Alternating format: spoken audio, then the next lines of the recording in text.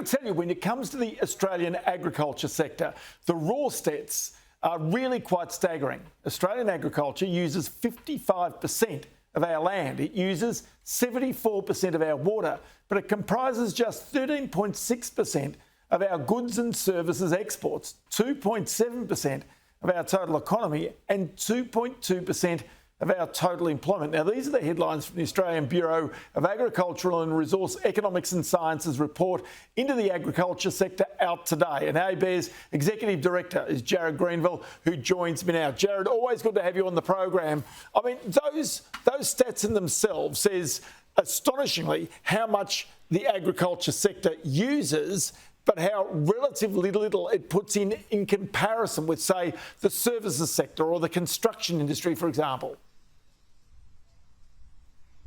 Yeah, thanks for having me on. So you're right, the agriculture sector has now a relatively small contribution to Australia's overall GDP and production.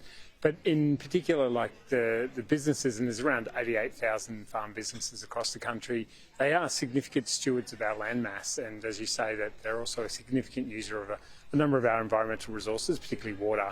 And so they do play a big role in the overall kind of landscape management of the country.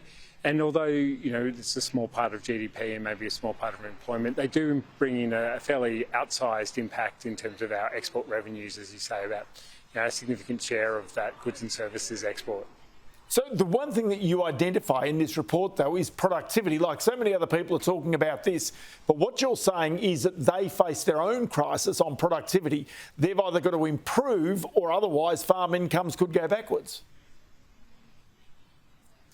Yeah, that's right. So like other sectors in the economy at the moment, productivity in agriculture for since 2000 really, has really dipped off and fallen, and we've averaged about 0.6%. And that's a little bit above the market average in most years, but it is a declining trend from when we saw a reform period and also a period where there was globally strong productivity growth from the 1990s through to 2000s.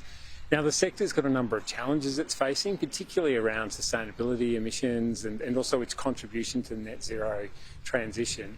And what's going to be really important for the sector to kind of get through that and the further changes in climate is to continue to grow productivity, but also to ensure that the reforms that it's undertaking and so forth, that we've got a mindset to making sure that we're driving them in an efficient way. Okay, so is the real answer to that productivity for farms to amalgamate, as you've got an ageing farming sector as well, and this is one of the real problems, is trying to gain labour inside our agriculture sector, that eventually we're going to have much larger agriculture concerns, and so therefore that could drive some of these productivity improvements? Yeah, there's most probably a fair degree of scope for further farm consolidation, and that's been one of the key drivers of past productivity performance. And that farm consolidation really does, as you say, drive economies of scale. It also helps build some of that resilience to different climatic events and seasonal conditions, and that will improve productivity.